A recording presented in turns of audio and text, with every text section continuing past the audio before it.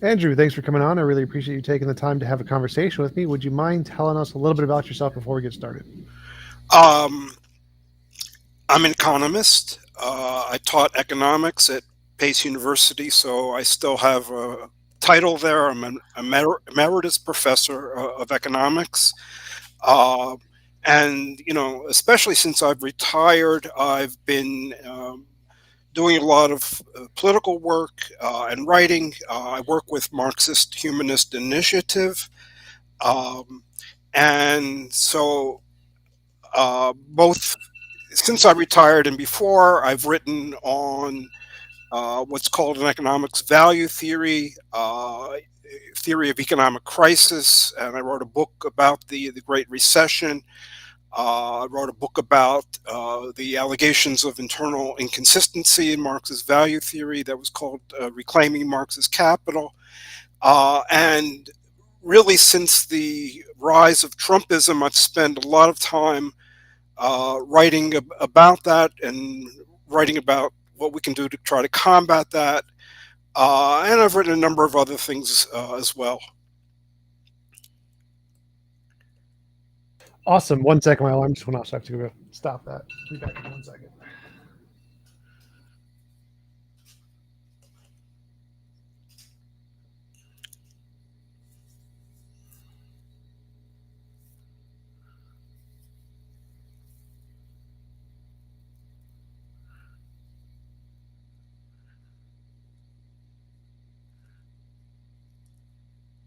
Sorry about that. Could you tell me more about the inconsistencies in Marxism, or the alleged inconsistencies? Because I've read a number about that, especially on like the criticisms of Marxism. There are apparent inconsistencies between different principles of the Marxist system. Could you tell me what those alleged contradictions are and how you address them in your book? Okay, well, first of all, what the book is about is alleged internal inconsistencies within Marx's value theory. So it's very narrow to begin with. And, you might have heard of the Austrian economists, the libertarians, alleging that there's a contradiction between volume 1 of Marx's Capital and volume 3 of Marx's Capital. And I lightly touch on that in the book. But what I mostly focus on is allegations that the value theory is inconsistent because Marx, the way they put it is, when he went from an initial investigation that assumed that commodities sell at their values, and he said, okay, well, that's not the way it takes place in reality. In fact, commodities exchange at prices that differ from values.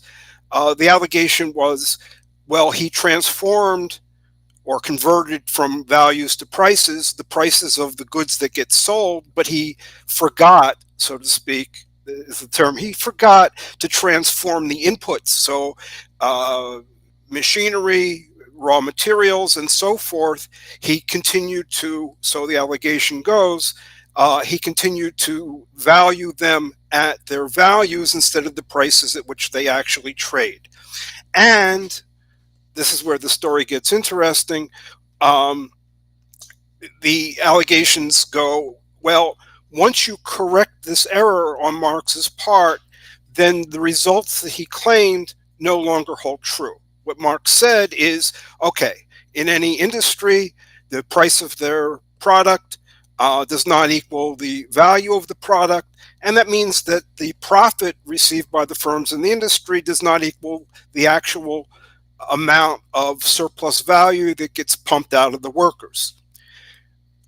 Okay, but Marx says, well, you take the whole economy and all the differences cancel out. So in the economy as a whole, the total price of all of the products is equal to the total value of all the products.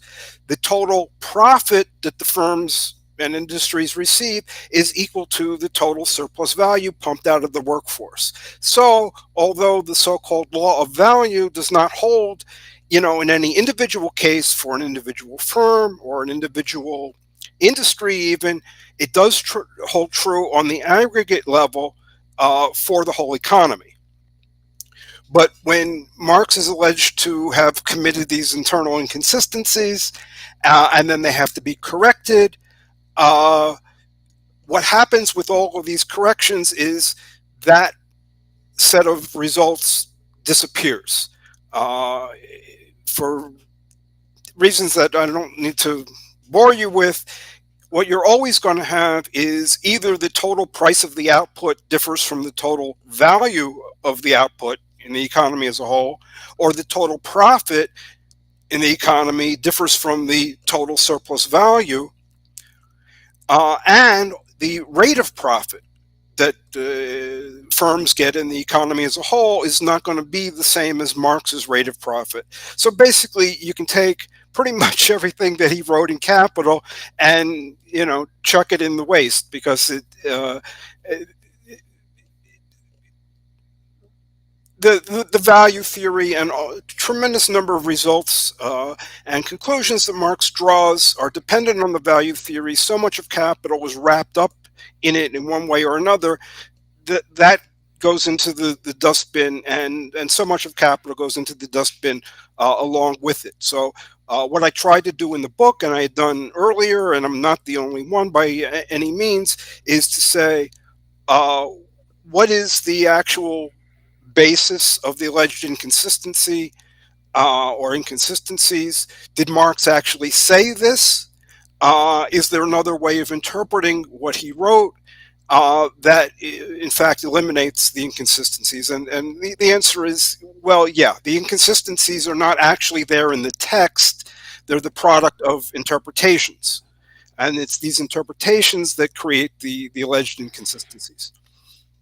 Well, so like one example of a contradiction or inconsistency is something like Okishio's theorem, which says something like that: if capitalists use cost-cutting techniques, then real wages don't increase, but the rate of profit must rise, which seems to contradict Marx's theory that the rate of profit would tend to fall. Yeah, absolutely. Okishio theorem is one of the major results that is just a short step away, a short extension of the basic allegation of inconsistency. The basic idea is,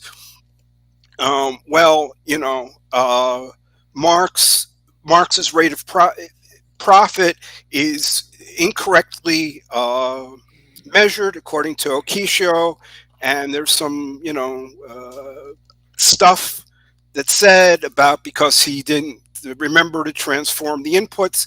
And when you measure the rate of profit, or take this thing that Okishio calls the rate of profit, it is impossible for the rate of profit to fall because of labor-saving technological change. Marx said, this is his law of the tendential fall in the rate of profit. He said, the rate of profit has a tendency to fall precisely because with rising productivity,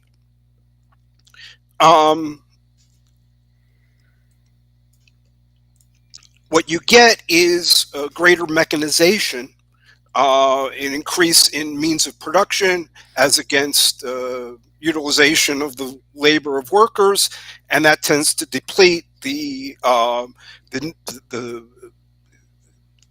new value produced, the surplus value generated by the workers. And so per dollar of investment, more of it goes into the machines and so forth, less of it goes into employing workers. And so per dollar of investment, you have a tendency for profit to fall. And that is what the rate of profit is, profit per dollar of investment. So if you conceive the rate of profit the way Okishio does, measure it in that manner, that thing cannot fall because of the reason that Marx said, because of labor-saving technological change. What I talk about in my book, Reclaiming Marx's Capital, and elsewhere, and other people have talked about it as well, is first of all, what Okishio calls the rate of profit is not what Marx meant by the rate of profit. It's not what investors mean by a rate of profit. It's not what business people mean by a rate of profit. Um, to understand this a little bit, let me go back to this whole question of the internal inconsistencies. They say that Marx forgot to transform the inputs, and when you correct it, then all of the results get messed up. What is the correction that they make? They not only say that the inputs need to be, means of production, materials need to be priced at their actual prices instead of at their values.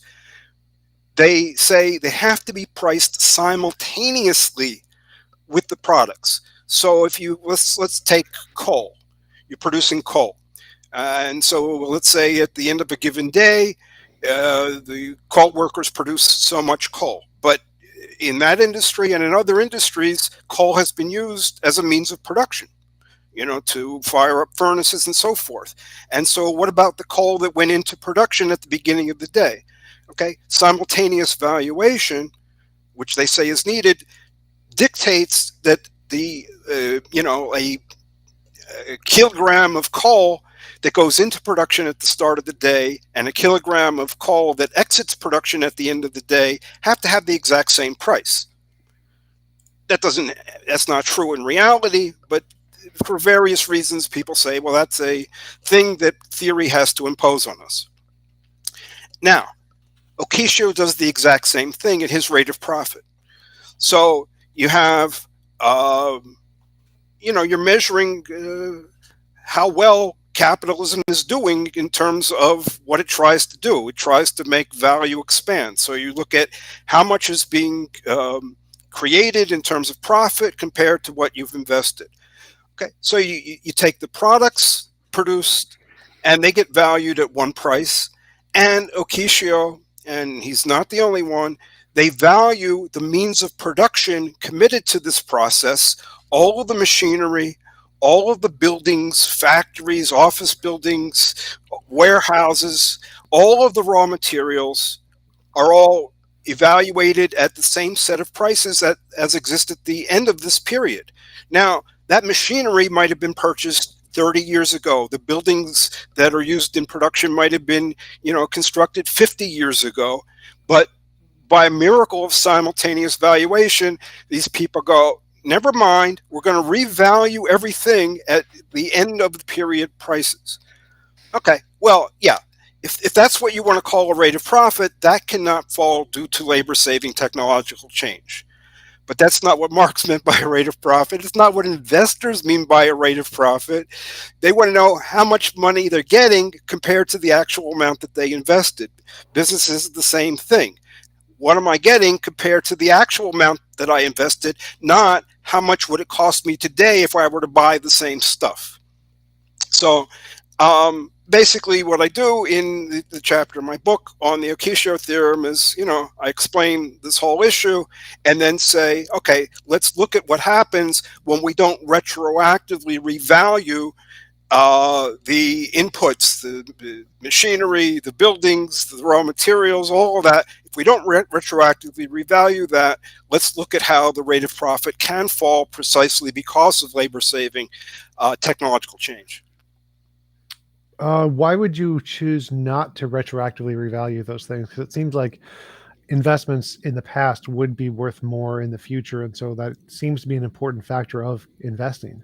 Sure. I mean, one gets this criticism a lot because you say, well, sunk costs are sunk costs. You don't cry over spilled milk, and et cetera, et cetera. For many purposes, it is absolutely appropriate to look at the cost of the things that you're investing in right now. Absolutely. However, a rate of profit is always a measure of the returns received at one time compared to the investment at an earlier time. So I have nothing against looking at, here is the investment, at current prices, okay, but it can't be measured against the prices today. You always have to be looking at the returns at one time in comparison with the investment at an earlier time. That is just what a rate of profit is, a rate of return on investment, whatever you want to call it, and these things go by various names. So it's not a question of right now versus the past. It's a question of are the returns coming in the future compared to the investment, and they always are. What exactly did Marx mean by the rate of profit, and how does that differ from the Okishio model? Well, what Okishio was basically calling the rate of profit is profit today compared to what the investment goods would have cost if we were to replace them all today. Okay, that is not what anybody means by a rate of profit. Okay, let's take something that's not even dealing with production. Let's take like the rate of return on a bond. You purchase a bond. Okay, you purchase a bond for $10,000 today. You get annual returns, let's say, of $1,000. Okay, so $1,000 every year on an investment of $10,000. Your rate of profit, it isn't called a rate of profit, but it's the rate of return on your investment is 10%, 1,000 over 10,000. Okay, and if you apply that to production, it's still the same thing. What you're getting at one time compared to the amount that you invested, the dollar amount that you actually invested at an earlier time. I mean, if you want to take this issue of the bond, you could revalue it. You could say, well, this $10,000 bond, you purchased it for 10,000, but it's a crappy company, and right now that's only $2,000. So you could say, inflation. well, I'm sorry? Or like inflation, the value. Yeah. I mean, inflation presents all kinds of additional problems, but let's say that the bond is only worth $2,000 now. And you contractually, because of the contract, you're getting $1,000. What the bond is worth currently is $2,000. So 1,000 divided by 2,000 is 50%. Are you realizing a 50% rate of return on your investment? No, because your actual investment is $10,000, not $2,000. And what Okishio and the Okishians do is the same thing when applied to production. You invested $10,000 in machinery and factory buildings and so forth. Nowadays you might be able to buy that stuff for $2,000. You're getting $1,000 in profit, and today you could replace all of your means of production for $2,000. So your rate of profit is 50%. No, if you invested $10,000 and you're getting $1,000 profit, excuse me, your rate of profit is 10%. Okay, it really is. After you get through all of the crap because of the fancy mathematics and everything, it really is that simple. Okay, so you can see if labor-saving technological change tends to because there's issues with inflation, but it tends to reduce prices.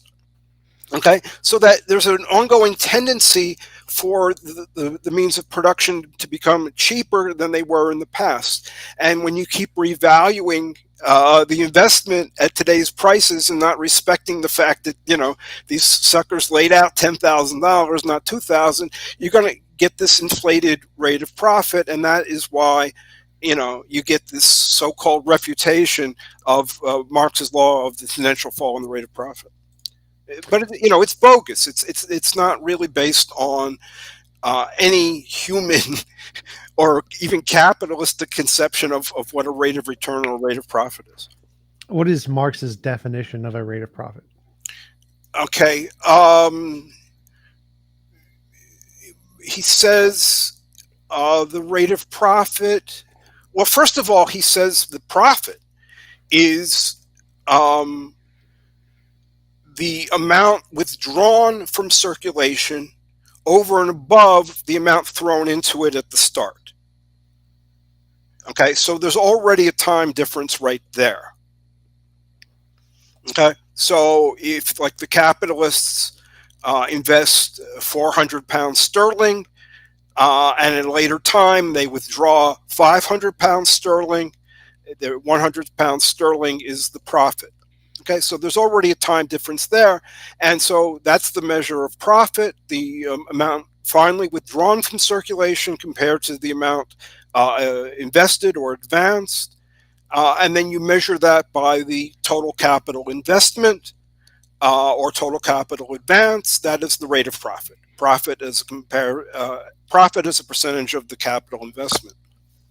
And so, what is the theory that the rate of profit must fall? Why must it fall? Why did Marx have the hypothesis that this will always fall? He didn't. That is one of the myths. It's something I did not take up in my book. But he neither said that it must fall, nor did he say that it will always fall. What he said is it has a tendency to fall. Okay. And what does that mean? A tendency to fall? Does that Okay. mean like because you can say like in any graph, a line graph, for example, you're going to have ups and downs on the line graph, and you can say, well, it has a tendency to fall, but its aggregate sum is rising overall. Is that something Marx would be? Would that be consistent with Marx's theory, or does he mean when the fact that it has a tendency to fall means over the long run it will always go down? It doesn't. I'm not sure about the first thing, but a tendency is not a trend. Okay. A tendency is a result that would manifest, all else being equal. So here's what would happen, ceteris paribus. Okay, other factors are involved, but if we just look at the operation of these particular things that affect the rate of profit, then assuming that these other things that we're not considering do not change, then the rate of profit would have to fall. Okay, it's a tendency. Marx had a whole chapter in volume 3 of Capital where he talks about counter tendencies. He was not trying to predict the fall in the rate of profit. He was definitely not engaged in some, doomsday prophecy. He was dealing with a situation in which it was commonly accepted as a fact that the rate of profit did fall. Adam Smith said the rate of profit, falls. David Ricardo. These were the two top political economists, who lived before Marx. Ricardo says the rate of profit, there's ups and downs, but it tends to fall. So what Marx was trying to do was not to foresee that there would be a fall, not trying to make a prediction. He was trying to explain this fact. Why does the rate of profit fall? Doesn't mean it always has to fall. Okay, but what he's doing is there's a pretty important passage where he says, all of these political economists, they recognize the phenomenon that the rate of profit falls, but they bang their heads against the wall again and again and again trying to explain this. None of them can explain it. Okay, and here for the first time we have an explanation. And he says, well, David Ricardo tried to explain the fall in the rate of profit by talking about the depletion of the soil. This is the famous Malthusian inheritance of David Ricardo. The population grows because the working class doesn't practice abstinence, and because you get this growing population, you need more and more land to produce more and more food. But for some reason, the food supply only grows arithmetically, according to Malthus and according to Ricardo. And so you're using land, and you're not producing enough food, so you're going to less and less fertile land. And as a result, the economy is just tending to stagnate. That was the Malthusian Ricardian theory. Marx said, this is fleeing from economics to organic chemistry.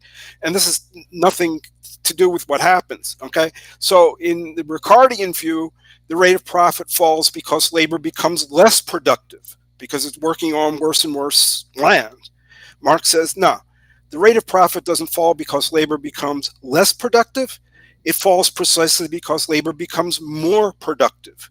You get greater productivity with more of the investment going into machinery and factory buildings and so forth, less on workers, but it's the workers' labor that's the only source of new value. And their surplus labor, the time they work for which no equivalent's paid, that's the surplus value, that's the only source of profit, and that dries up relative to the total investment. Why would Marx not consider investing in machines to do the work and also a source of new value? Why is it only the workers' effort that counts as new value? This is kind of difficult to explain, but basically, nothing that has value can create value. I mean, value is not something that adds to itself. That's it's a myth.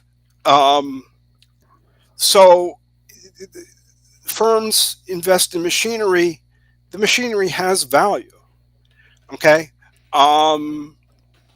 And they pay workers' wages, and it's not that the payment of workers' wages somehow magically creates additional value. The theory, is that, and it's not Marx's theory alone. The theory is that the source of new value in capitalism is new labor. Can one give an intuitive reason for that? People have tried. I've looked at the intuitive explanations. I don't find them convincing. But why don't the new what machines... I think is that what we're dealing with is an empirical law. You could call it a hypothesis, and the way it needs to be judged is by its ability to account for facts. Well, my question is more like, what is the difference between the machine and the worker? Because they seem to both have value to the company, for example, and they seem to both have a cost to the company, and they seem to produce the same work, the same product, essentially. So I don't understand why we would count the worker as producing new value, but the machine as not producing new value, when essentially they're synonymous entities. They both, you input some amount of money, you pay them, or you give them tools or parts to fix them or whatever, and they output a product. So why would we not count the machines as also producing the new value that the workers do? What is the difference between the machine and the worker? Okay, in a sense, I can answer that. Marx treats the investment in machinery and the investment in the workforce strictly analogously.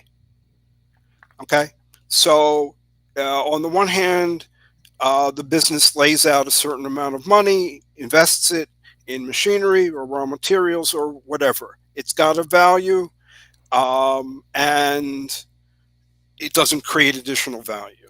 And the firm invests, you could say, they put out some money to hire workers. Okay, and they purchase the workers' ability to work. Okay, that ability to work is what Marx calls labor power, but just means ability to work. And that, is an amount of value, and it does not add to itself. So strictly analogously, things have value. They don't add value to themselves. Okay, now the machines and the raw materials and so forth enter into the production process. The worker enters into the production process. The machines don't add labor to the process. The raw materials don't add labor to the process. The workers, if they're just standing around, don't add labor to the process. If they're made to work, they add labor to the process. That creates value according to the theory. And if they, which is the usual case, if they do so much work that it exceeds the labor time equivalent of the amount of money they were paid when they were hired, then there's been surplus labor and surplus value has been created. Well, I don't get it. So you're saying that the workers add labor, but the machines don't, even though they're doing the exact same things. I don't understand how that functions. Because Well, so assume we have machines don't add labor. They help to produce the product. They're probably more important in modern industry in terms of making a contribution to the physical production than even the workers are. But well, what do you mean by labor here? So, for example, I'm thinking of the crop industry. The crop industry, AIs run the entire machines that gather all the crops, that plant all the crops, that send it to the factory, that divide all the stuff. No human involvement in any of that. But correct. they seem to be doing all of the things that are required to feed pretty much everything in the nation. So why isn't that counted as value? Because that seems like, or counted as labor, because it seems like that's essentially the same labor that slaves were doing or that farm workers were doing, just without any of the people. Yes, but it's not labor. It's production by means of machinery. It's not labor. Labor is the human contribution to production. Labor is a human activity. Okay, I'm not at all denying, and in fact, I'm affirming that machines, produce physical stuff. And in your AI example, I mean, they're extremely important, but it's not labor. Why is, because in the labor theory of value, the labor part seems to be what's important. But to me, I don't see any value difference between labor as done by humans versus production as done by machines. To me, the output seems to be the value there. If we have a labor producing food versus production producing food, what I care about is the amount of food, not whether or not it's done by humans. Why is there this focus or this interest on labor as done by humans and then excluding the machines? Okay, I mean, that again seems to um, call for some kind of philosophical or at least intuitive justification. And as I say, I've read attempts at that. I'm not convinced by them. One is dealing really here with a theory. It's an empirical theory, and I just think it's misplaced to try to look for intuitive explanations. We don't do that in physics, thank God. I mean, like we shouldn't do that here. The real test of scientific theories, and really, any empirical theory is whether it can account for phenomena. Now, let me say this. Just to try, it does not reach the level of the kind of intuitive proof or whatever that you're searching for, but I think it might shake some intuitions. When you have this rising productivity, through the machinery, through all these technological innovations, there's a very marked tendency for the price of the stuff that's produced per unit, the price per unit to fall. So what does that tell us? The measure of the value produced is not the physical amount produced. Okay? You have at one point 10 units produced, at another point you have 100 units produced. Do you have 10 times the value? No. You have less than 10 times the value because there's a marked tendency for the price per unit to fall. And I know we've got a lot of inflation and so forth, but if you look at the statistics for computer equipment, software, all of this, prices go down, down, down, down, down per unit as measured by, let's say, the US government. Okay, huge rise in productivity, bringing about a huge fall, ongoing, year after year after year, in the price per unit. Okay, some stuff, kind of covers that over. You used to buy a $600 computer, now you buy a $700 computer. Okay, but you're getting so much more computer than you used to get. Okay, so per unit of computing power, memory, whatever it might be, you're getting way, way, way, way more. Okay, so the measure of the total value cannot be the total product because the price per unit tends to fall. And I'm not saying that the only thing that Marx was saying is that the price per unit tends to fall, but that is one of the main implications of the value theory.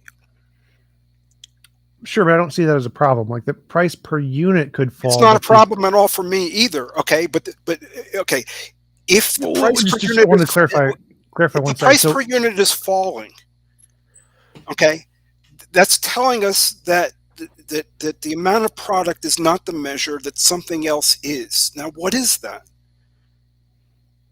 It's either the labor or something that's going to be damn similar to the labor. If prices tend to fall, okay, if prices were to fall in the exact proportion that productivity rises, and it's damn close, that would be strictly what the value theory says, all else being equal.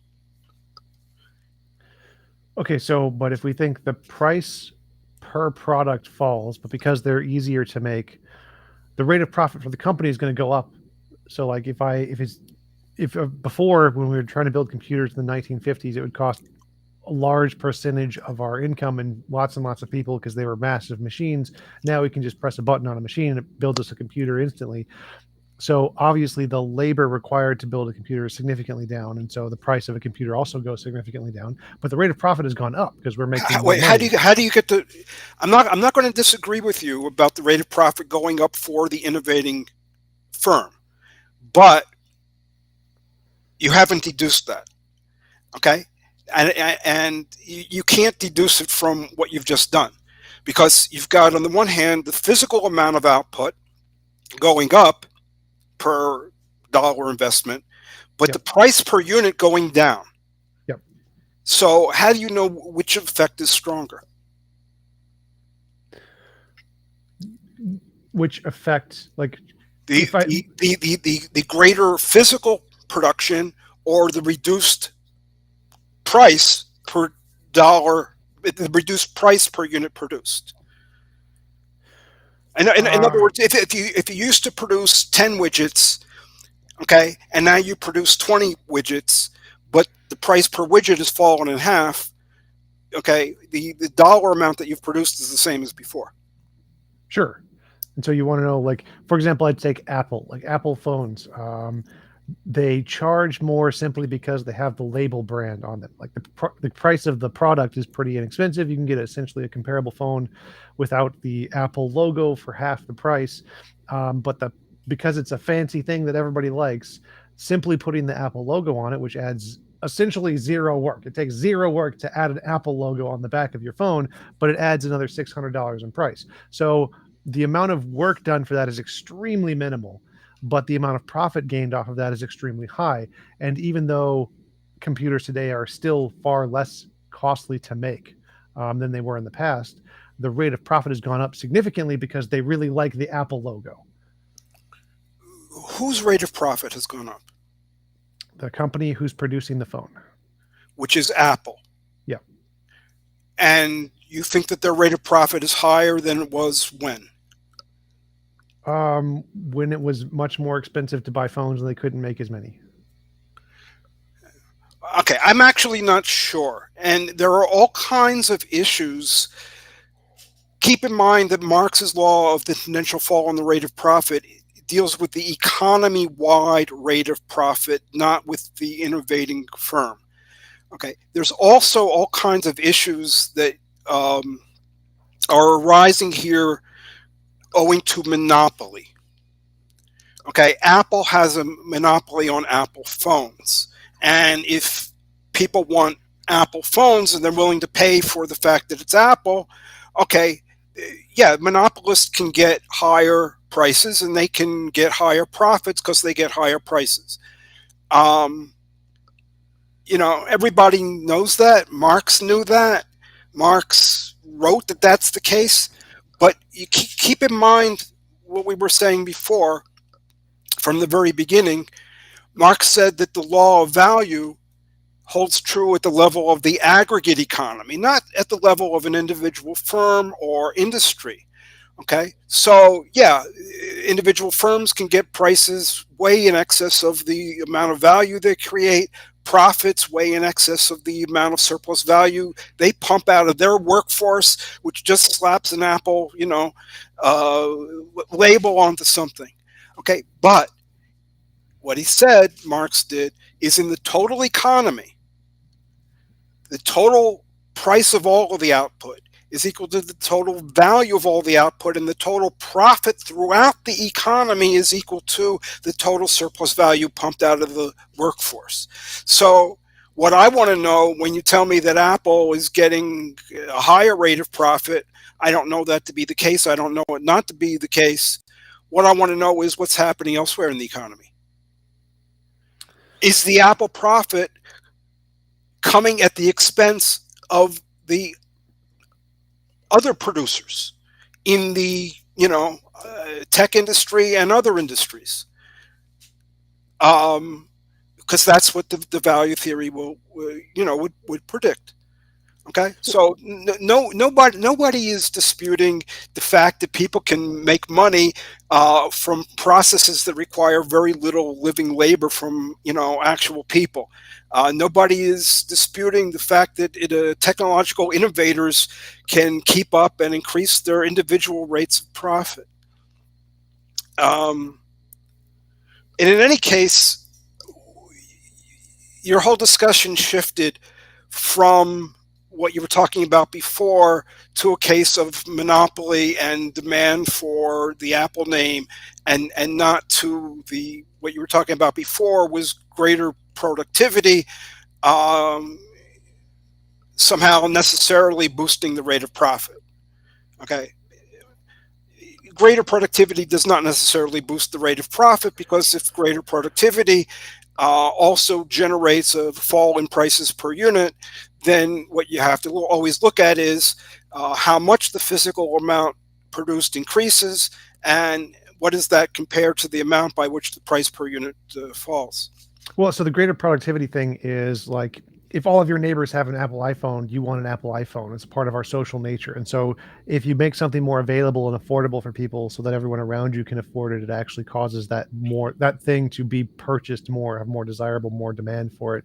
And so simply having the rate of productivity go, or having the amount, make it easier to produce things at a lower price, will actually make it more demand for the product, essentially, especially for things like Apple. But in that context, it seems like every company is a monopoly, in that they have a patent on their logo or whatever. BMWs have a monopoly on BMW cars. Mercedes have a monopoly on Mercedes cars.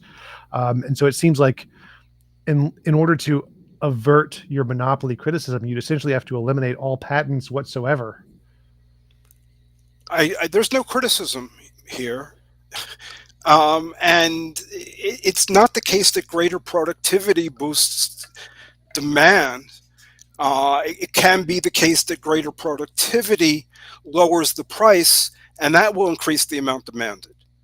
But if I'm able to produce mud pies more efficiently, it's not going to lead to a greater demand for mud pies.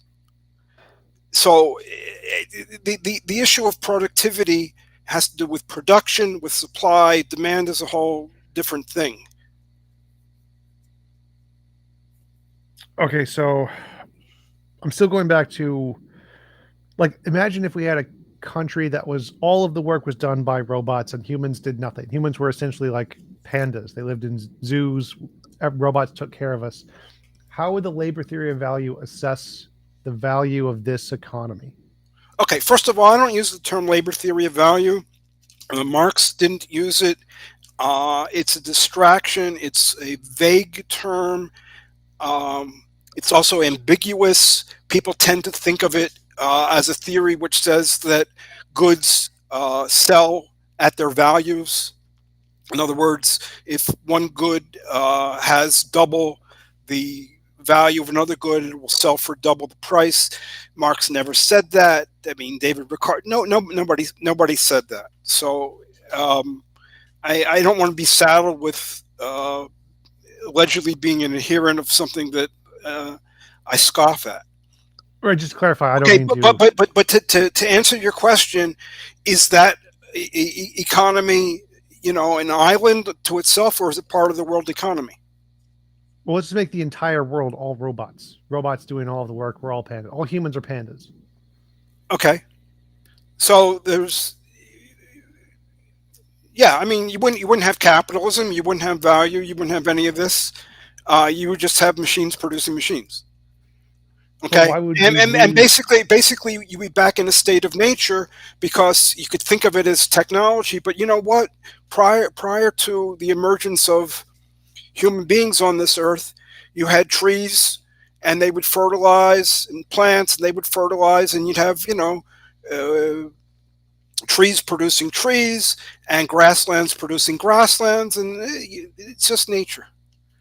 Or it's just nature and technology. It's not an economy. We're not talking about what we're anything. When we talk about economics, we're talking about the economies in which human beings produce and consume, and so forth. And what you're talking about isn't that. I'm not following there because in most of the futuristic plans, it's that humans get a UBI, universal basic income. Robots do all the producing. We still have capitalism. You still make money. You still spend money. You can still earn it doing art and stuff, fun stuff, video games, competitions, betting. We still have essentially every aspect of the capitalist economy, except just without all the work of the manual labor, boring jobs to be done by machines. I'm not seeing how that would eliminate capitalism or eliminate money or make it not Are, an economy. It are still you looks like asking it. me to somehow endorse what you're reporting here? No, I'm asking like how does the Marxist view, which defines value based on labor, how would that assess this economy, which seems to, from my perspective, it has more value than our current system, but it has less labor than our current system. So to me, that would seem like a contradiction with the labor, seeing labor as having value because Right. the Okay. I have to stop you here, because value, as I'm using the term, and as Marx used the term, and others, Adam Smith, David Ricardo, everybody, it's a technical term, and it has a precise technical meaning, and it does not have other meanings that one might get to it from association. Um, there's a famous, you probably have heard this, a famous example that Adam Smith gave early in the Wealth of Nations. Um, and he said, there's when people talk about value, there's two different kinds of things they generally talk about. One is value in exchange, and one's value in use.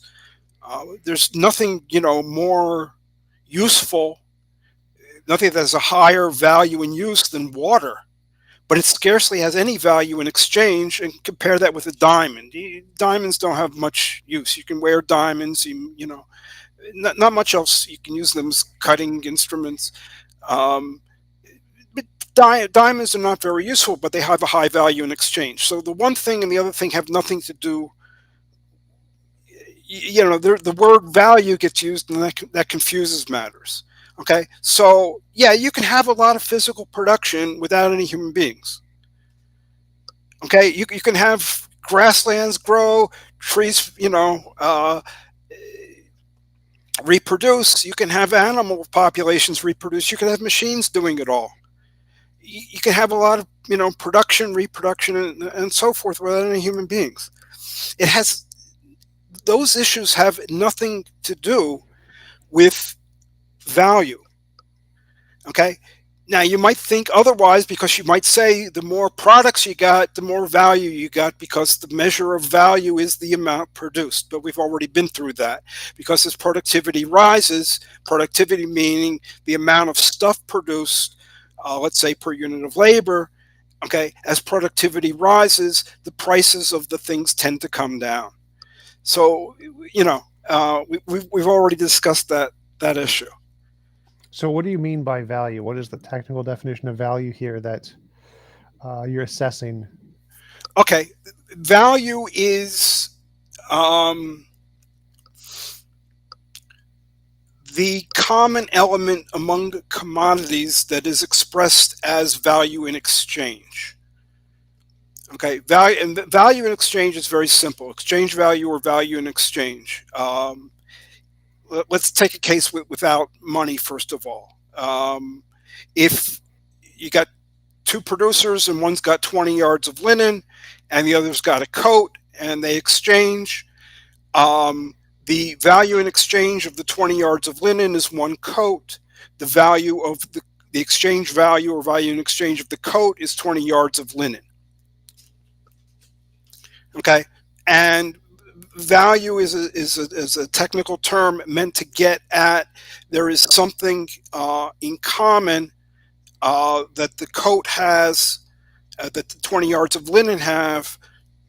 It's not physical, but they have something in common that so that they are exchanging as things of the same kind, not just randomly. Okay. You mentioned earlier that the value of an economic theory is its ability to explain phenomenon, predictions, those kinds of things. What is it that the Marxist model can predict or explain better than other models that makes it useful, and how could we use this model in a way to give us an advantage over, say, countries that uses a different model? Well, I don't know that the term model is appropriate here. I don't think so, because in my understanding of a model, first of all, you're making simplifying assumptions that you know to be untrue in order to generate tractable predictions, and then you have to go and test to see whether the things that you've set aside, ignored, abstracted from, matter or don't matter. I mean, that wasn't how Marx did his stuff. I don't really think it's terribly useful here. I can't say that I have performed tests, or anybody has performed tests that say this theory is better than every other theory here, there, and everywhere. What I can say is I have not discovered any economic phenomena that contradict it, as opposed to seeming to contradict it. I mean, yeah, you can produce mud pies, put a lot of labor into them, and they don't sell for anything. That is a seeming contradiction if you're, just trying to play games. But nobody says that mud pies, production of mud pies creates value. So first of all, I don't know of anything that has falsified the theory, and there are a lot of things that the theory does predict. I mean, one thing the theory does predict is that prices tend to come down with rising productivity. The theory predicts that technological advance produces a tendency for the rate of profit to fall. I looked very carefully at the post-World War II period in the United States, and there was a fall in the rate of profit. Am I saying that nobody else could explain that? No, I'm not saying that, but the theory is consistent with the phenomenon. The theory is able to explain the phenomenon. I mean, there are other things besides. For instance, even when you get stuff like monopoly, patent rights, and so forth, um, the theory is able to illuminate why there is such a struggle to hold on to patent rights. Okay, most of those seem to be predicted by most models, though. Like, I don't see, like, for Well, example, who else besides Marxist theory predicts a tendency for the rate of profit to fall? And how can you explain the fierce struggle to maintain monopoly patent rights except by saying that if this stuff were freely producible, excuse me, freely reproducible, that its price would go down to zero or close to zero because almost no labor is needed to actually reproduce it. well, the monopoly thing I think is predicted by most, just because if one person has access to sell a certain kind of a thing, they can make more money off of it, and that's really what they care about. And so No, no, but obviously, no, but see, it's not just that. It's not just making more money. How are they able to make more money? They're able to make more money because they're able to prevent other people from reproducing. I wouldn't say that's true, because, like, for example, if I could give everyone the right to reproduce my thing, but they have to pay me a percentage of their earnings, I would still be making lots of money, but because I still own the patent on it or whatever. So even if I allowed anybody to produce it, as long as I got a cut of the sales, I think most companies are okay with that for the most part. Well, yeah, okay, but that's just a workaround to get the same result. It's still that you are, I mean, I don't know how much of the profit you're skimming off, but no, I mean, this is well acknowledged. Okay, it's not that other people cannot see this; it's that it's not, you know, there at the ground level of their theory. But I mean, that's okay. I just want people to be able to recognize this fact that patent rights prevent free reproduction and thereby keep the price of the things up, whereas the price of the things would go down to something if they were freely reproduced without somebody, controlling it and so forth. Why is that? Think about Uh, why that's the case. And pretty soon you're going to get to the answer, because if these things were freely reproduced, they take almost no labor to produce, and therefore their price would fall to close to zero. I don't follow that exactly. So, for example, if I opened up the my patent on Ferrari cars, that they wouldn't be easy to reproduce. They still take a lot of work to reproduce them. They'd still be quite expensive. So it wouldn't be Ferraris wouldn't be free if they No, just got but rid of the I'm patent talking on about them. something freely reproducible. I mean, basically going back to at least Ricardo, and then in Marx and so forth, people have understood that the the theory of value pertains only to those items that are freely reproducible, not works of art, not one of a kind. This, right? So to the extent that you've got some technological know-how, or fancy capital investment that restricts the ability to freely reproduce, then the law is or the whatever is not operating in pure form. Sure, but What is a freely reproducible item? Could you give me some examples of those, like music or something, like digital copies? sure. I mean, yeah, that would be it. So uh, but pretty much pretty much everything else. I mean, just like soap. Lots of people can produce soap. Then one might have a dial on its soap, and the other one might have this fragrance and so forth. But soap is soap. Or aspirin. You can say our aspirin's different, but aspirin is aspirin.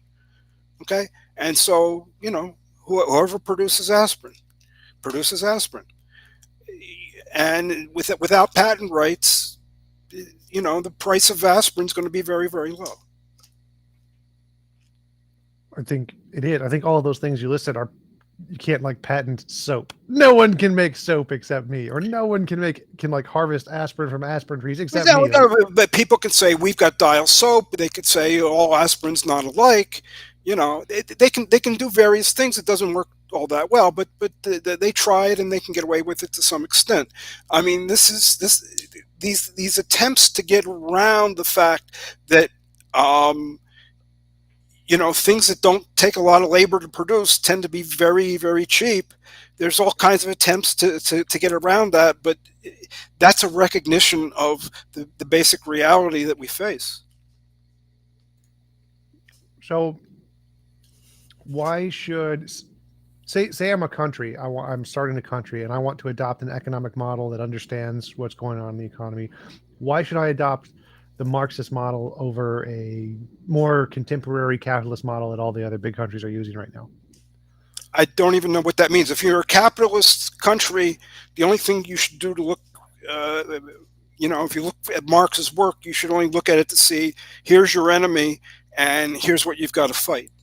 Well, I mean, so Marx was not trying to tell people how to run their economies. Marx was about, the working class movement, and as he put it, he understood his book Capital. He said this is a theoretical blow to the bourgeoisie from which they will never recover. What is the blow? What does the Marxist theory accomplish? The blow is that, first of all, it shows that all of the capitalist profit are due to the exploitation of the workforce. That's part of it. The other is he showed that there is a tendency within capitalism for it to generate its own negation.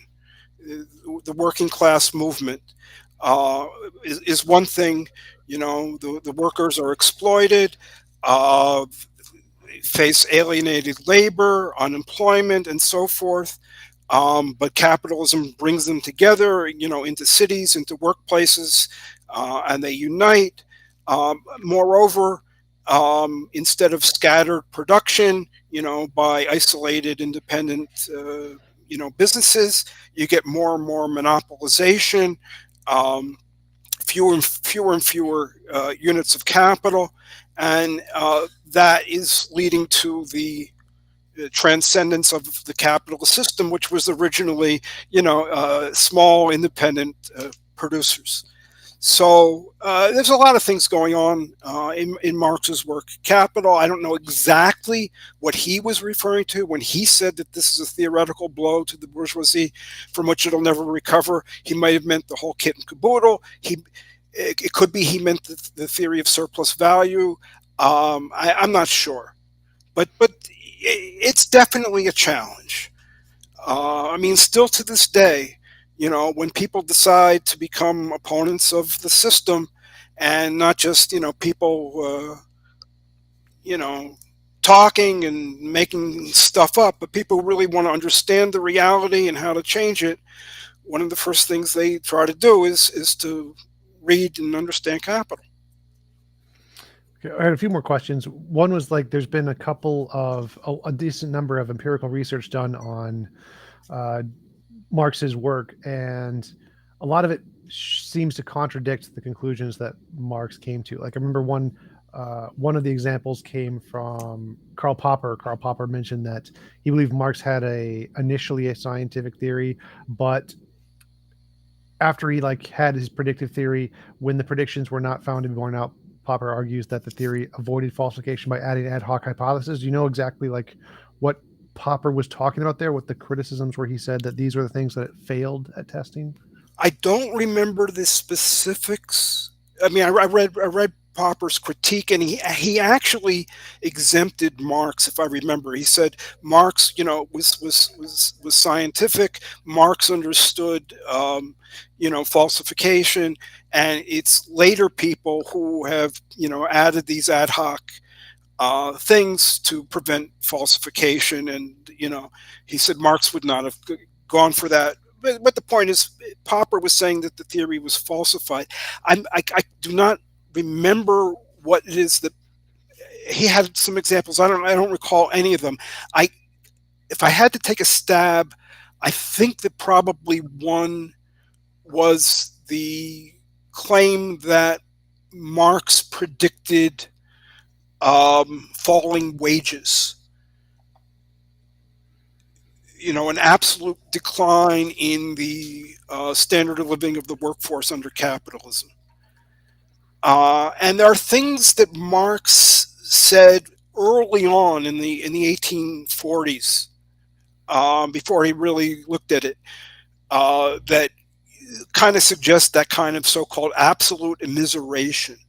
But when Marx wrote Capital, that was more than 2 decades later.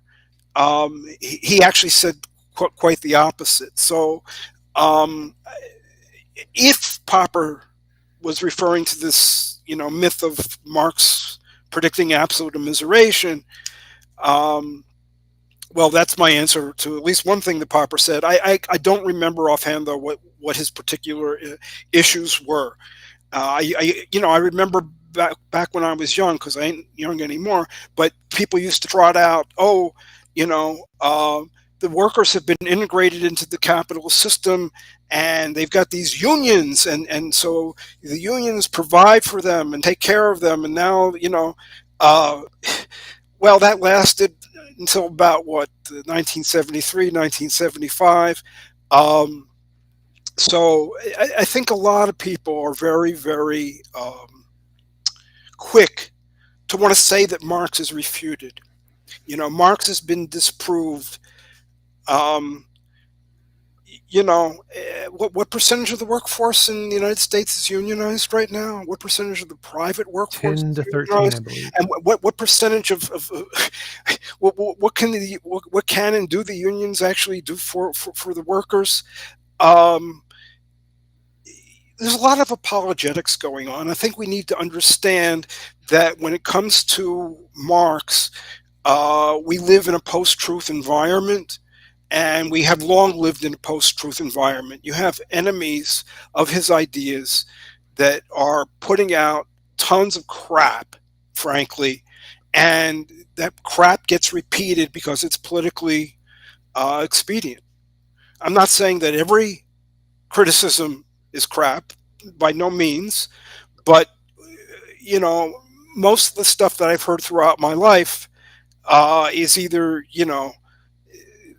he predicted absolute immiseration, in other words, falling wages, or this or that or the other thing. Mud pies don't have any value. Ha ha ha. This is not stuff that we should have to worry about. Not stuff that we should spend our time even discussing.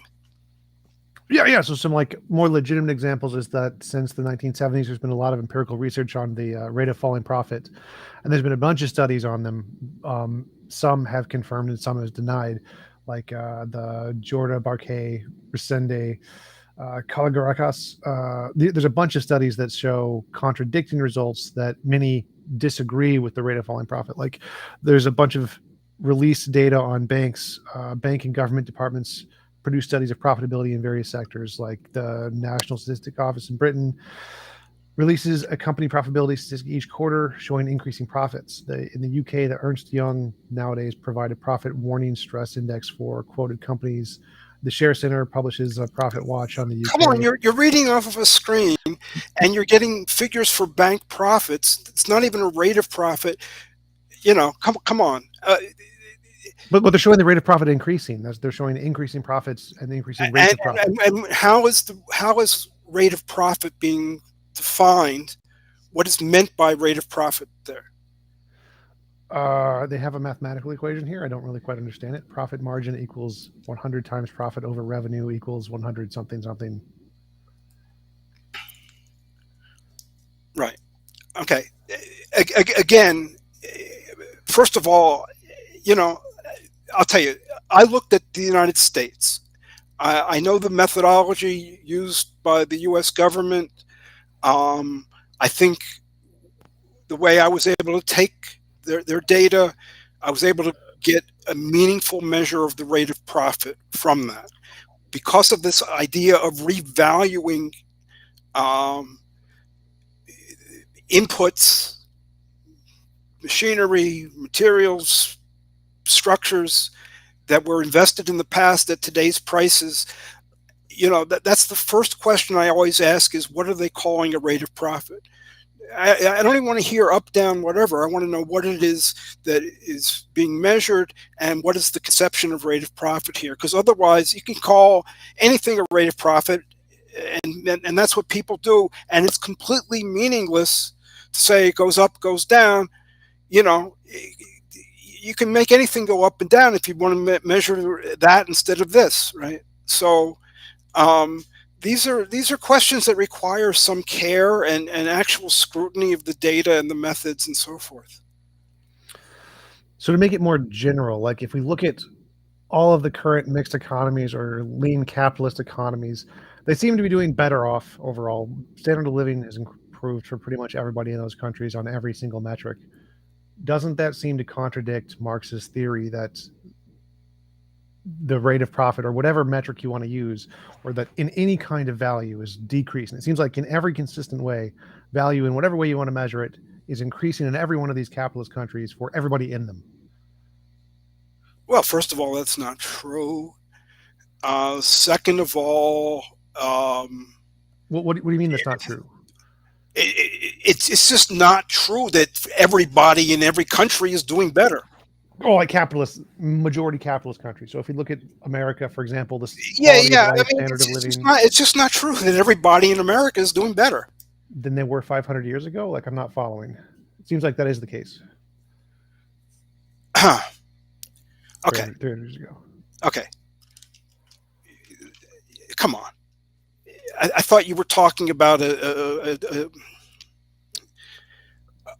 What is it you're actually trying to say? Well, so my argument here is more that we're comparing Marx's theory versus some counter theory, like capitalism is good. Capitalism is good theory. And we want to say, well, which one has a more accurate understanding of reality? And under capitalism, this capitalism is good economic system. We've seen lots and lots of people's lives getting better, longer lives, healthier lives, higher quality of living. Everybody's got a TV now. It seems like this model has worked really well at improving people's lives and hasn't made things worse. And it seems like under Marxist theory, let me stop you there. Okay, let me stop you there. Okay, now I see what you're going for. Okay, so that then the 500-year comparison makes sense. We don't have to talk about a rate of profit or anything like that, value, this and that. What you're asserting is there is an unambiguous improvement in people's circumstances.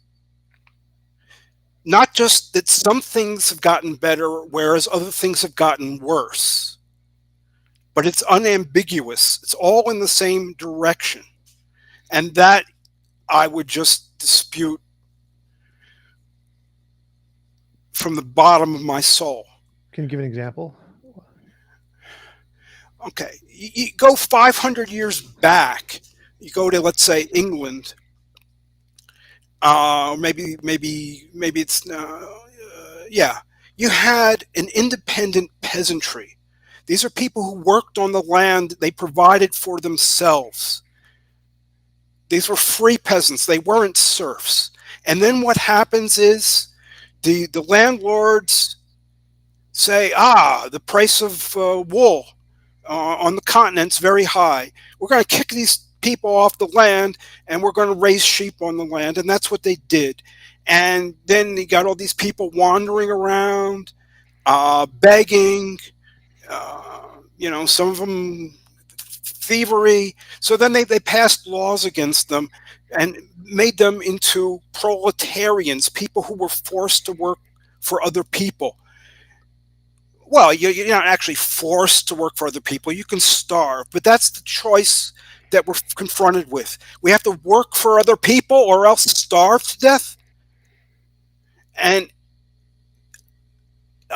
that is not an unambiguous improvement, no matter what else you can say. The fact that the slaves are well fed and have a little bit of medical care doesn't get rid of the fact that they're slaves. And that's the nature of this capitalism is good, system, is that, you do what we say and nobody gets hurt. I'm not following. So because you have the option of just going out in the wilderness and just living on your own. That's many people do that. They just choose not to. I'm not. So are you saying that the difference is that they currently aren't choosing to do that, or No, that they I'm saying can't? that is not a realistic choice for most people. Was it ever?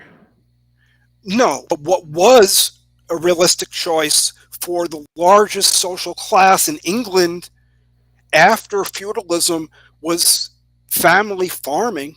That was a real choice for people. That wasn't just, scrounging berries, in a place that they haven't yet paved over. That's the way people lived. And that got taken from them. And where is your, if you want to talk morality, where is your criticism of that? Why do you not condemn that? Why do you act like it's not, a travesty, an attack on human beings, that somebody has to work for somebody else and do what that somebody else says, or else starve to death? Well, I agree with you there. Scrounging for berries as if that's a realistic alternative. Well, I agree. I think It's a that horrible system. Okay, it's just a terrible system. It's terrible to live this way. It's terrible to make people live this way. And when people oh, Marx said this and this wasn't right, it's all an attempt to deflect from the absolute immorality and abomination of capitalism, and an attempt to get people distracted so that we don't just rip up the whole thing. Okay, that's what should be happening, and not this other nonsense. Well, I partially agree. So I think that, yes, capitalism does have many immoral aspects. I don't think anybody should have to work at all, but nature forces us to require food and effort to do things, which I think is also immoral. But I think capitalism is the lesser evil here. I think that even though has lots of bad things in it, I think that the people choose to want to be a part of these kinds of systems rather than be family farmers. I think that given the option, I think you do have the option here in America. There's lots of open land that you can literally just go homestead and take, and the government lets you have it for free. But they don't do that because nobody wants to have a little farm and have to take care of it and wake up at 5 a.m. in the morning and do all this work. They'd rather sit in home and watch TV and work for somebody else for like 8 hours a day and come home and watch TV. It seems like they have that option. We haven't lost that option. Obviously, it was immoral for the UK to make it illegal and to literally just steal their land, and in the US for us to take the American Indians' land. That was clearly immoral. But it's not like we're saying you can't go do that. You can't just go have a piece of land somewhere off we don't care about and farm. People just don't want to. They prefer this lifestyle of working for somebody else for 8 hours a day and going home and watching TV. I'll have to look at this, but I actually don't know of any arable land with decent connections to water, and the ability to market, because you live in the United States. Even if you go off onto the land, you do need to have money, because you're going to need medical care. You're going to have to buy supplies. You can't produce your own hose and so forth. I actually don't think that what you're talking about is realistic. Well, I'm trying to draw it back to Let your me tell you the following. This is something that Marx talked about at the end of his volume 1 of his book Capital. There was a case of a guy, wealthy British guy, who went by ship with a lot of servants, I don't know, 50, 60 servants, down to Australia. And he set up there. He thought he was going to live really well in Australia, have all these servants to take care of him. There you did have, land, and people could live off the land and do for themselves. This was, I don't know, 150, 200 years ago. And from having dozens of servants, he pretty soon had 0 servants. As long as they could escape him, they did. And everything that I know tells me that whenever people can get out from under the thumb of employers, they do. They take early retirement. I mean, I remember when In the auto industry, they first had early retirement. They thought, only a few people would retire early, that all these auto workers were going to want to, work till 65 or even more. You know, they got out under early retirement. People do not want to live under the domination of other people. They don't want to be in a situation where they have to do what somebody else says, or else starve, or else you have to look for another job. And guess what? When you find that job, it's the same thing all over again. You're doing what somebody else is telling you to do. Who really wants that? Right, I agree. Nobody wants that, but it seems like if your option is that, or go off into the wilderness and work 16-hour days, literally building your own home and farming and doing all kinds of extremely hard work, people are going to choose the serfdom because it's a lot easier. It's less work. And so I agree that people hate working if they don't have to, but they're going to It's not. tend. I'm not saying people hate working. I've said nothing about that. So you might say that. I'm not going to agree with you necessarily. There's some things that I like to work on. Okay. Sure. It's not working. It's working under the domination of somebody else. It's doing what somebody else tells you because they tell you, and you have to do it, or else starve or go on the unemployment line. And the problem with your comparisons and your options is you're not bringing in another option. It's like, okay, go off on your own and scrounge for berries, or work under the domination, of some boss or some other boss. It's not, what about if we had a free society where, we all have access to what we need to do to produce for ourselves, and we're living together without exploitation. What about that? What about that as an option? I think that was an option throughout most human history, but people tended not to do it because it didn't have as many benefits as the society we have today. I think that if the society you're advocating for was comparable or better than the capitalistic society, then more societies would have adopted it, and it would have become the majority leadership of most of the world. I think the reason people didn't adopt why would that be? Why would the people in power allow for a change? Why would they not fight to keep what they had instead of letting something change where they're not going to benefit? I'm thinking why do the capitalists and their politicians fight to keep the current system? No, I'm thinking before capitalism. So I'm thinking like throughout all human history. Yeah, but my point is, before capitalism in Europe, you had feudalism. You had other things elsewhere. You had in Greece and Rome, you had a slave society. The people on top benefit, and they try to keep things the way they are. Slaves, don't do what they're told. You whip them. At times you're going to kill them. They run off. You get them. And you hold them back and you punish them. Why does that happen? It doesn't happen because people have agreed that this is a better way to live than something else. I think it actually is, for a way. Like, for example, think prior to any governments where all you had was a bunch of tribes. Tribes had a leader, and then that was it. Those kinds of systems didn't work as well as the systems with the leader and the military who could conquer everybody. Those systems worked better, and they had better benefits and better life expectancy and better quality for everybody in their society. How do you measure that? How can you say it's better for everybody?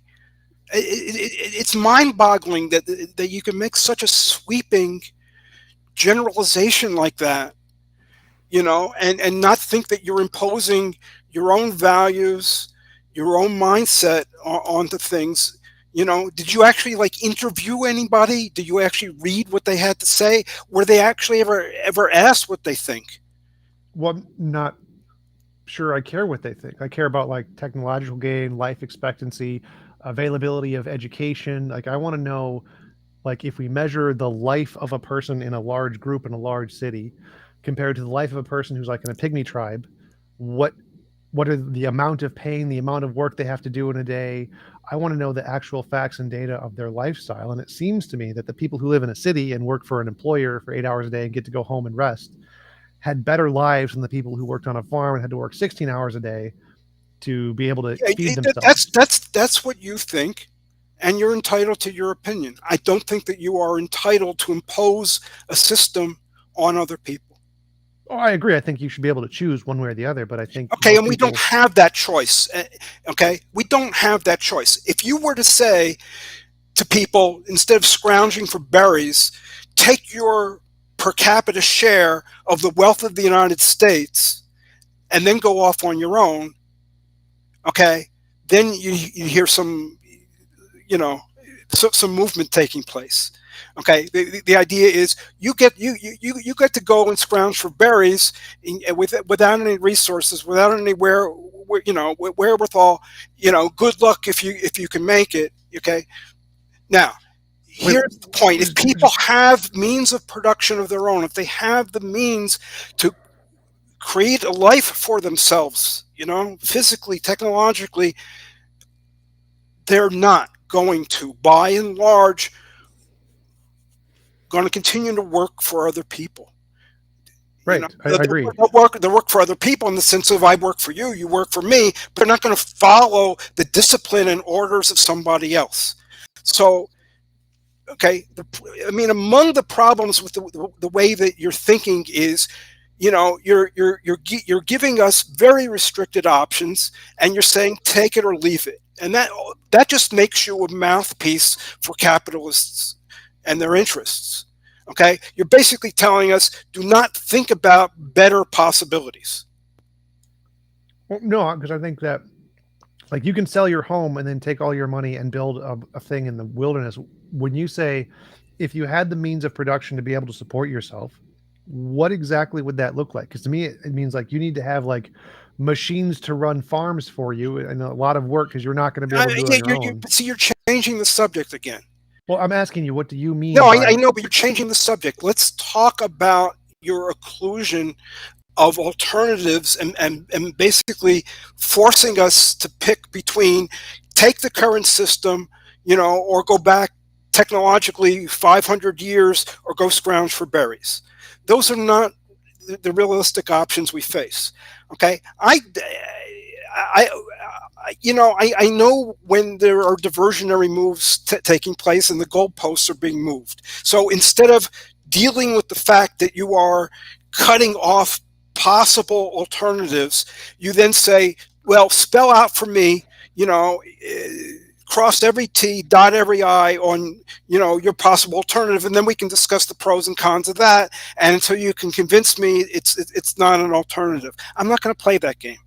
I'm Well, no, sorry. I'm not asking for dotting T's and crossing I's. I'm literally asking, without just destroying capitalism, how exactly do people get the means of production that they need to survive and just like start a new economy? Like that seems like a possibility. It seems like you could do that. What do you mean Seems without like destroying capitalism?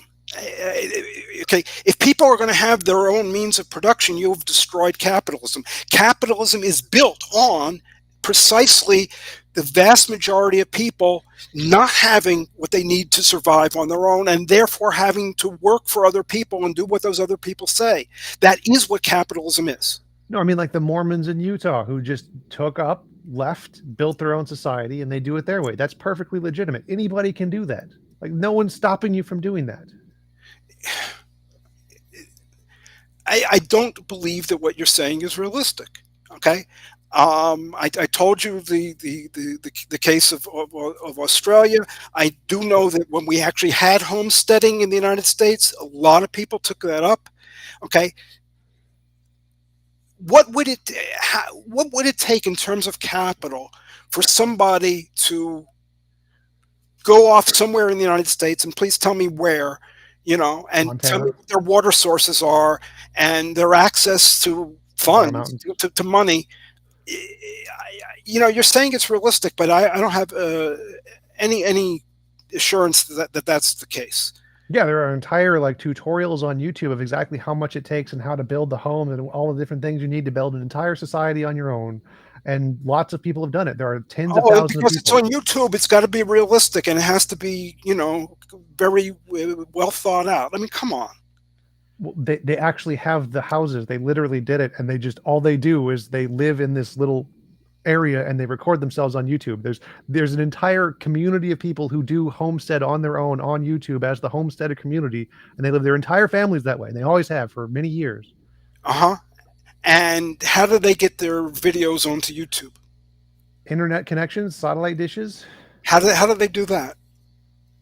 How with solar panels? You're saying go off on your own. I just don't believe any of this stuff. Okay, but I mean, I think it's really a silly discussion. Okay, it's a silly discussion, and it's meant to bring us back to, you can either go off on your own, off the grid, blah blah blah, or you can put up with capitalism. Those are not our only choices. Well, I would prefer The only choices the system wants to give us, but we can take our lives in our own hands. And you don't want to come to grips with that. And I don't know why. Okay? I can guess, but I don't know why. Why don't you want to talk about, the feasibility of us living lives, in a community where it's not being driven by, producing more and more value and doing what other people have to tell us? Well, I'm for that, but I don't think we should force other people who don't want to do that into that system. So I don't want to. I don't either. I don't think anybody should be forced. Well, so I think there's the capitalist. One sec. The capitalist system is used by a lot of people. A lot of people like it. I'm not going to destroy that system and force everyone into a new system. I think if you want to create a new system, you should do it. That's fine. Like, go off on your own, like the Mormons did. Build a new system. I think that's fine. But I wouldn't. Well, I lived in Utah for 5 years, so that's extremely capitalistic there. But be that as it may, I'm not for forcing anybody to do anything. This current system is a system of force. I am for getting rid of the force. Okay? I am for a situation in which nobody has to do the bidding of somebody else in order to live. And not go off and pick berries or whatever the nonsense.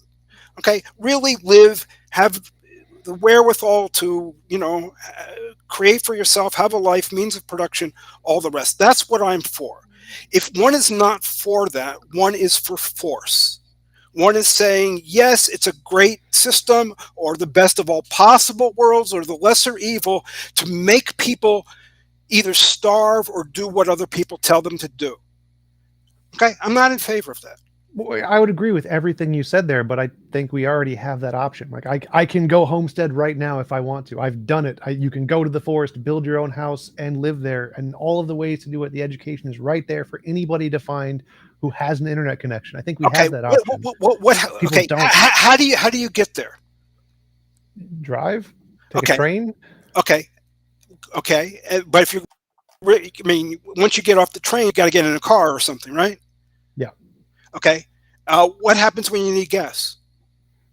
You'd bring the gas with you, I would assume. You'd already bought it and bring it with you. And how long will that last? Depends on how much you buy, but you can then drive to a town if you need some more. Right. And how do you get the money to buy gas? By producing goods like axes and chairs and things and selling them in town if you want. Uh-huh. And where do you get the shop to do that? It's already in town. You just drive your products to town. Yes. They have a homesteader shop set up in the town. Yeah. Which town is this? Any town. You can literally just set up a shop at a farmer's market in any city you want, pretty much. You can. Yes. I live in New York City. You can't just enter into a farmer's market. You got to sign up. You got to pay. I mean, and who would want your damn chairs anyway? Because you can get mass-produced chairs from, Wayfair, God knows what, that are a lot better than your crappy, handmade chairs. Right, but you don't need any of this stuff. You can just forego the gas. You don't need to drive to town for any reason. You can just live your entire life on your little homestead without ever going to town. What about if you've got a medical emergency? You'd suffer the same thing as what would happen if you were on your own in the cities before capitalism. Okay, so if you were in Canada, you'd see it treated. Starving to death. It's you do this on pain of, you